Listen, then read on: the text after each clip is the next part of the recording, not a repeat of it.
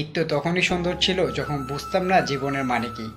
যখন ভাবতাম দিনের অর্ধেকটা সময় না খেয়ে থাকলে 2 দিনে একটা রোজা হয়ে যায়। ঈদ তো তখনই সুন্দর ছিল যখন রোজা না রেখেও সবার আগে ইফতারের সামনে হাজির হতাম এবং সবার আগে খাওয়া শুরু করতাম। ঈদ তো তখনই সুন্দর ছিল যখন ঈদের জামা কাপড় কিনে দেওয়ার জন্য আব্বু আম্মুর কাছে কান্নাকাটি করতাম আর মনে করতাম কেউ যদি ঈদের জামা কাপড় দেখে ফেলে তাহলে ঈদ শেষ হয়ে যাবে। ঈদ তো তখনই সুন্দর ছিল যখন অন্য কেউ জামা কাপড় দেখে ফেলার ভয়ে আলমারিতে অতি গোপনে লুকিয়ে রাখতাম। ঈদ তো তখনই সুন্দর ছিল যখন ঈদের দিন সবার পা ধরে সালাম দিতাম আর দাঁড়িয়ে থাকতাম সালামের জন্য। ঈদ তো তখনই সুন্দর ছিল যখন দেখতাম বড়রা কত জায়গায় ঘুরতে যায়, তাদের অনেক টাকা।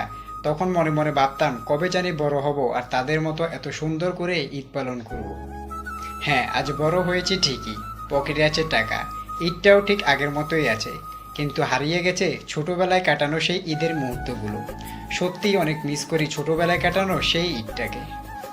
সত্যি অসম্ভব মিস করি সেই ছোটবেলার ঈদটাকে, যেটা চাইলেও আর কখনো ফিরিয়ে আনা সম্ভব নয়। সময় চলতে থাকবে সময়ের গতিতে, মানুষও বড় হতে থাকবে, ঈদও আসবে প্রতি বছরই, শুধু পড়ে থাকবে আপনার আমার কাটানো ছোটবেলার ঈদের সেই আনন্দের মুহূর্তগুলি, যেটা মেনে নিতে হবে আপনার আমার সবারই। ঈদ আসবে ঈদ যাবে, এটাই নিয়ম। তাই পিছনের সকল দুঃখ কষ্ট স্মৃতি পিছনে ফেলে সবাইকে জানাই ঈদ মোবারক।